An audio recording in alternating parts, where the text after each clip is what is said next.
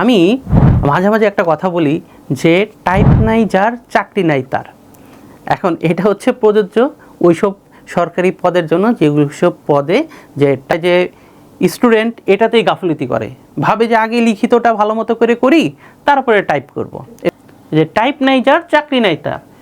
Type কতক্ষণ করব? Type আপনি একটানা করবেন না, এই যে একটানা 5 ঘন্টা করব তা না। আপনি মনে করেন 5 মিনিট পরীক্ষা দিলেও হয়, সেটা যদি আপনার জন্মদিনে হয় আপনাকে টাইপ করতে হবে, প্রত্যেক দিন টাইপ করার চেষ্টা করবেন। আমার মনে আছে যে ঈদের দিন, ঈদ আসছে, আমি সকালবেলা ঘুম থেকে উঠে আমি কিন্তু টাইপ করলাম, তারপরে প্রিপোজিশন পড়েছিলাম, বাগধারা পড়ে, তারপরে দেখবেন যে আপনার প্র্যাকটিস থাকলে আপনার টাইপটা কিন্তু অনায়াসে আপনার কিন্তু 25-30 উঠে যাবে। দেখবেন যে অবশ্যই আপনি সফলকাম হবেন। আল্লাহ হাফেজ, আসসালামু আলাইকুম।